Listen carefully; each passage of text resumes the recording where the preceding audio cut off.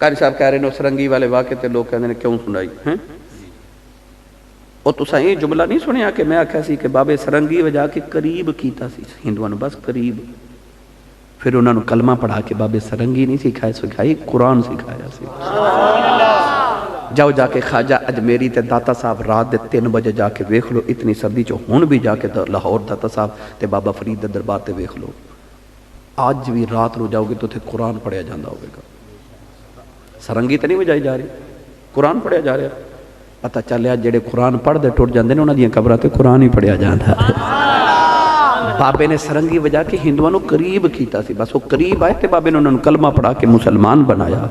और ये जो लफज सी ना, मैं आख्या सी कि लोगों ने साढ़े दिल वो अज तो नाले कोई 10 साल पुरानी गल सी, लोग बार बार बार बार स्वाद लेंदे ना लोग साढ़े, है ना, एवें पे सोशल मीडिया ते स्वाद लैन वास्ते। वो लफज मैं सवाब नहीं सी बोलिया, सवाद बोलिया सी। उन्होंने सवाब किया गया, जान बुझ के ऊपर सवाब लिख देने ताकि लोग गलत समझन। ठीक है, मैं क्या सी कि साढ़े बाबे सरंगियां जाके लोगों को अलहमदुलिल्लाह कलमे पढ़ा गए, तो ये हकीकत है।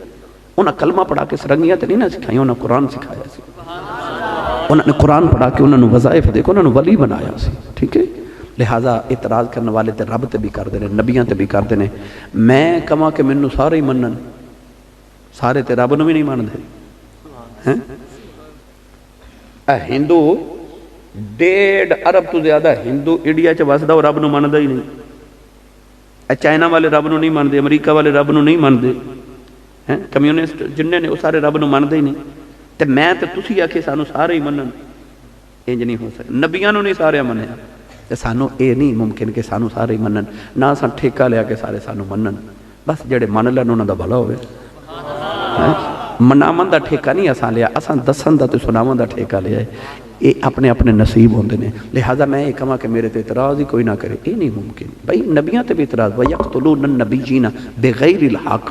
एक दिन च बनी इसराइल ने कई नबी शहीद कर दिते, तो इत्थे ते नबियां नूं लोगों शहीद कर छड्डिया, नबियां नूं नहीं मन्निया, तो असीं आखिए सारे सानू मनन, ये नहीं हो सकता। तो ना असां ठेके लेने सारे नूं मनावन दे। बस जिहड़ा मन ले वो भला होवे। पानी भरन मटियारियां ते रंगा रंग खड़े, भरिया जिसदा जानिए जिसदा तोड़ चढ़े। अल्लाह ताला हाज़री कबूल फरमाए। आमीन। व आखिर दवाया।